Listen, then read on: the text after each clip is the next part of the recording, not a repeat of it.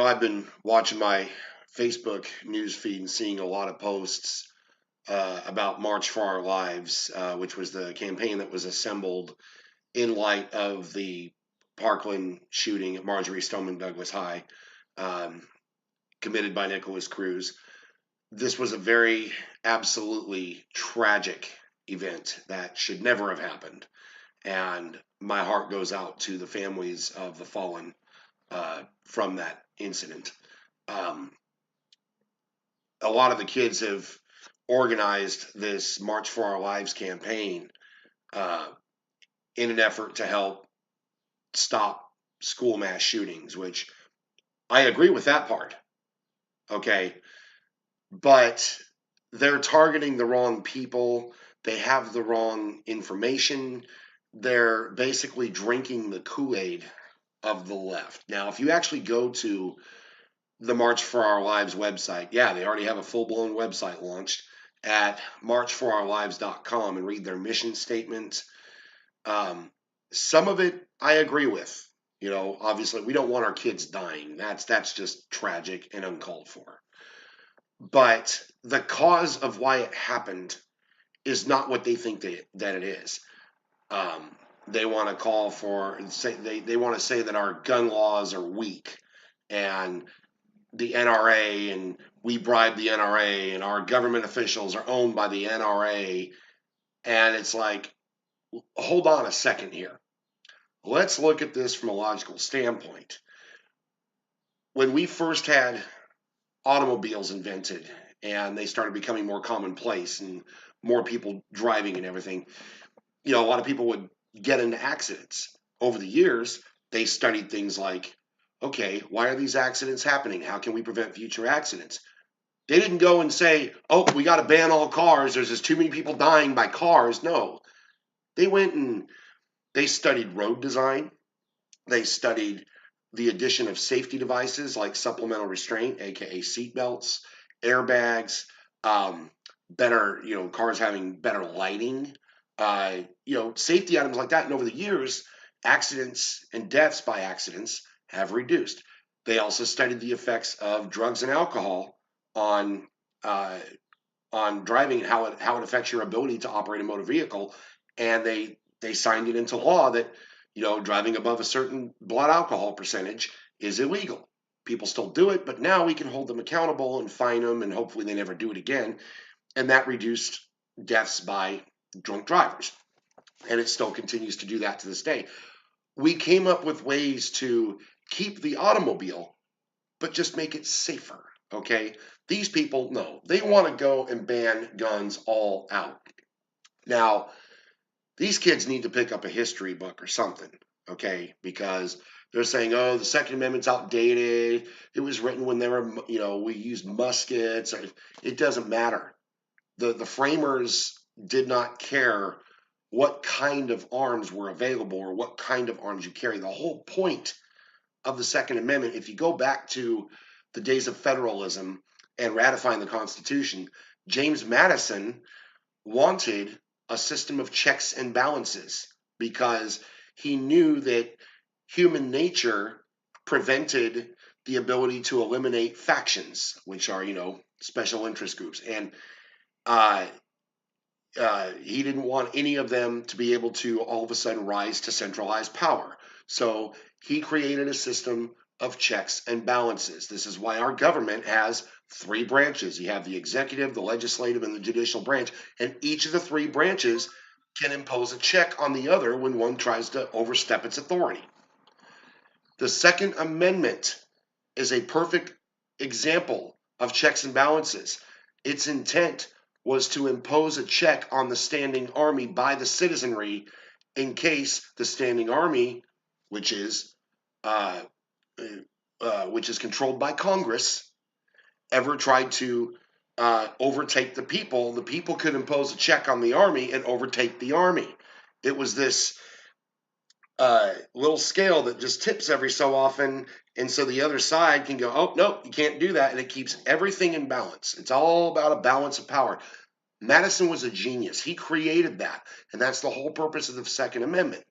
If you take the Second Amendment away, you're also taking away the check that we can impose on the standing army, aka the military, from ever rising or allowing our government to rise to power over the people. That was the whole point of it. So, and if we study the language of the Second Amendment, which states that a well-regulated militia being necessary to the security of a free state, the right of the people to keep and bear arms shall not be infringed. Okay? In colonial English, a well-regulated militia meant a militia that regulates itself. It didn't say a government-regulated militia. Notice it did not say that. Okay? It gave us the right. It gave us people, we the people, the right to form a regulated militia against our government and against a standing army. That was to impose a check on the standing army and also Congress, who controls the standing army. Okay. Notice it also says the right of the people to keep and bear arms shall not be infringed. I saw a student who was holding up a signboard saying that the Second Amendment says well-regulated militia does not delegate the right to bear arms by the people. The government basically gave itself power. I'm like, no. Not even close. The government can't give itself power. The only power Congress has is what is listed in Article 1, Section 8 of the Constitution. Plain and simple. Any powers not delegated to Congress by Article 1, Section 8 are reserved to the states and to the people. 10th Amendment. Take a poli-sci class. You'll figure all this out. Anyway, I'm going off the beaten path. So the mission statement of March for Our Lives. The opening statements, they're saying that they can't allow another child to be shot at a school or one more teacher to make a choice to jump in front of an assault rifle to save the lives of students. That sounds all fine and good on the surface. It's great, okay? They're right. We don't want our children being shot at schools. Teachers shouldn't have to jump in front of rifles to save students. I agree with that, okay?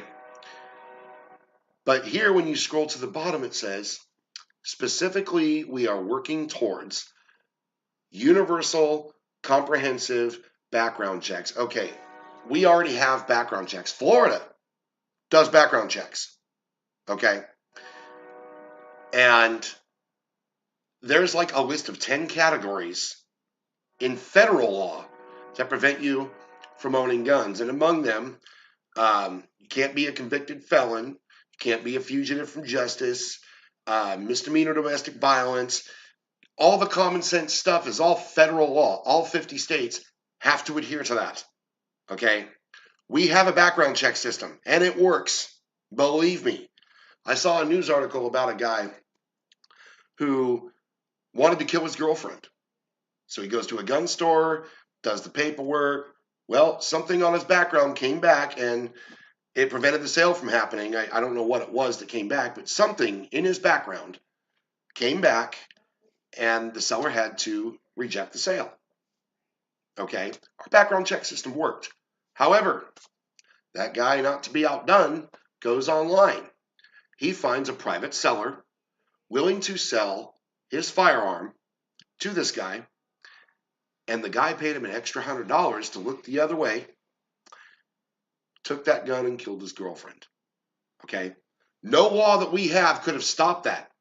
Okay? He bought the gun illegally. Okay, so we can't say that our background check system's flawed because when he tried to buy one legally, he couldn't. The sale got rejected. So it worked. Unfortunately, that was a black market sale. That's the root of a lot of our problems with guns is black market sales and illegal weapons trafficking across the very borders that the left wants to open up. Where's the logic in that? So they want universal comprehensive background checks. Whatever. We already have background checks. They want to bring the ATF into the 21st century with a digitized, searchable database. Okay, that sounds fine and good. Funds for the CDC to research the gun violence epidemic in America. Hold on a second. Where does the CDC play into this? Center for Disease Control. How does that even play into gun violence? It doesn't make any sense. High-capacity magazine ban and an assault weapons ban. Well, first of all, what's an assault weapon? It's not an AR-15. I'll tell you that. The AR-15 is basically a Mini 14 ranch rifle in tactical dress. They work the same. They both can accept the same magazines. They're both semi-automatic. But the Mini 14 doesn't look scary. It looks like a sporting rifle. So I guess that one's okay. Anyway, so this is what they're working towards. Let's go back to the guy who attacked their school, Nikolas Cruz. This was a troubled teen since junior high. Honestly, I had heard that around 6th, 7th grade, his father passed away, and he took it very hard. That to me seems like maybe it was a turning point for him. Like that's where things mentally went awry. I don't know. But only he can answer that. But either way, this kid was a troubled teen. Okay. Law enforcement had visited his home a total of 39 times. At one point, 2 deputies were suspended for not conducting those visits properly. Of those 39 times, he's beaten his mother, he's tortured animals, shooting squirrels with a BB pistol from his backyard, brandishing a firearm. I don't care if it's a BB pistol. If it looks real, you're brandishing a damn gun. His therapist warned the school about his violent nature. The school knew of death threats that this kid made to his ex-girlfriend and her new boyfriend. The FBI was warned on 2 occasions. One where he made a YouTube comment saying that he wanted to be a professional school shooter. The FBI did nothing. Then a month before this tragic incident happened, the FBI was warned by somebody who was close to Cruz that he was about to go shoot up a school. The FBI again did nothing. They didn't even refer it to the Miami field office to investigate it. Oh, but they did put 2 and 2 together and figured out that this Cruz is the same Cruz that did the YouTube comment, but the FBI did nothing. Okay? This kid walked in and bought a firearm. I don't even care. AR-15, I don't care. Whatever firearm. Nothing on his background check came back. Why is that, and why is nobody questioning that? They obviously ran a background check, so we have a background check system. So this March for Your Lives, trying to push for background checks, we have a background check system. It works. But it only works when people do their jobs. Why is nobody questioning that of the 39 police visits to his house, of all the things they could have arrested him for at those times and didn't, of the 2 times that the FBI was called upon to investigate him and did absolutely jack shit, why is nobody questioning any of this? How is this the gun's fault? The day of the shooting, the school resource officer. Oh, yeah, let's get to him. He had the opportunity to report to the social services about an incident that involved Cruz and his violent natures. He declined to speak to them, and as such, they ruled him sane, which clearly he was not. Okay, so let's go back to the day of the shooting. The school resource officer stayed outside the school and made no attempt to go on campus and engage that shooter. 3 other deputies show up, and not one of them makes any attempt to go in and engage the shooter. And I saw an interview with this David Hogg about that, and he kind of sympathized and like, well, I can understand, he's got a family too. No. You are a public servant. We pay you to do exactly what you should have done that day. If you cannot handle the perils of that task, then you need to find different employment and let somebody else who's trained to deal with that step in. Instead, you 4 officers hogged 4 positions at the county sheriff. 4 positions that qualified and trained officers who were more than capable of engaging that shooter could have taken. Y'all should have found some other form of employment because clearly you are not cut out to be a public servant. And why is nobody questioning that? Why is everyone sympathizing? Go, well, they have a family and they have kids, and yeah, all the more reason to go and take out this one kid who had the great potential to maybe take out your kids if they attend that school. I don't know. But yet nobody is questioning that. Why? Why is nobody questioning why law enforcement didn't do its job? Nikolas Cruz is a kid that should have never ended up with a firearm in his hands. But I have just named several incidents in which our government, our school boards, our law enforcement all failed at doing their jobs. And they allowed this kid, this troubled teen, to end up with a firearm in his hands. Our laws work. Our laws that are currently on the books that are designed to protect our lives work. If the people we pay to do this job do their jobs. This is not the fault of guns, people. This is not NRA and people bribing the NRA and, oh, the NRA's got our government in his pocket. They got nothing to do with it. They have nothing to do with this. This is our own government system failing us. And they and the school board, the FBI, the sheriffs, all need to be held accountable because the way I see it, they're the ones with the blood of these children on their hands. They failed at protecting these kids from this troubled teen. Now, I urge everyone watching this video to spread it around and make it go viral because these kids right here are going to be of legal voting age. And they are sadly misinformed and drinking the liberal Kool-Aid. They need to know what's really happening, what really caused this to happen. Because this was not guns. This was our own government who they're lobbying for more government control. This is the same government that failed you. This is the same government who puts you at risk.